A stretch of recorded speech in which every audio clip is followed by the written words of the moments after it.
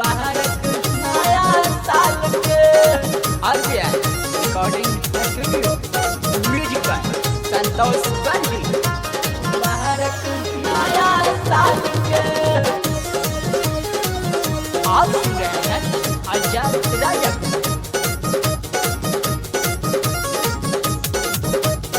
हंसत खेलत जिंदगी बीते खूबे खुशहाल के। हंसत खेलत जिंदगी बीते खूबे खुशहाल के। जतवानी सुनर तोहके मुबारक नया साल के। जतवानी बबली तोहके मुबारक नया साल के। हंसत खेलत जिंदगी बीते खूबे खुशहाल के। हंसत खेलत जिंदगी बीते खूबे खुशहाल के। जतवानी पूजा तोहके मुबारक नया साल के। जतवानी जान तोहके मुबारक नया साल के।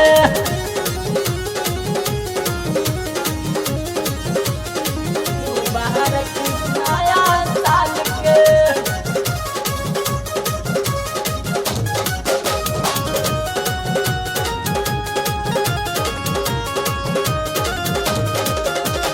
कहिए से माना तानी तोहके हम अपना रात दिन देखले हम तोहरे सपना। सपना कहिए से माना तानी तोहके हम अपना रात दिन देखो तानी तोहरे सपना। हम तोहर बारू हमर तू नया साल में बोली I love you.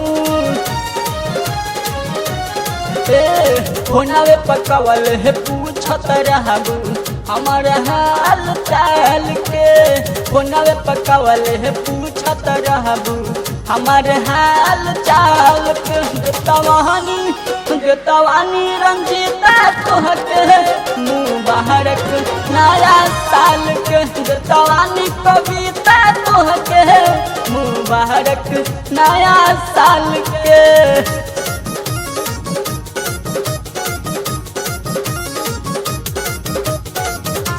Music by Santosh Gandhi।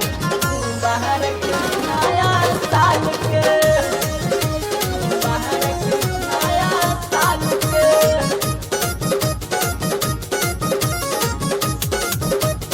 हरदम हरियाल रह तू बेटा न कान हो। काम तोहर चलत रही अलका दाना दाना हो। अलका दाना दाना हो। अलका दाना दाना हो। हरदम हरियाल रह तू बेटा न कान हो। काम तोहर चलत रही विभा दाना दान हो। हमारी है शुभ कामना हो पूरा होई मनोकामना हो। फलत फूलत रही है पिंकी सुधार रखी है चाल के। फलत फूलत रही है पिंकी सुधार रखी है चाल के। जतवानी चिंकी तोहके मुबारक नया साल के। जतवानी जान तोहके मुबारक नया साल के।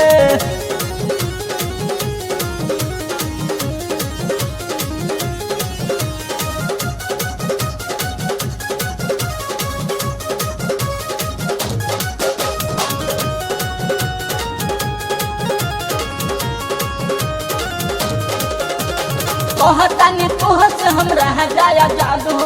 जहाँ जब तक रहबू आबाद हो।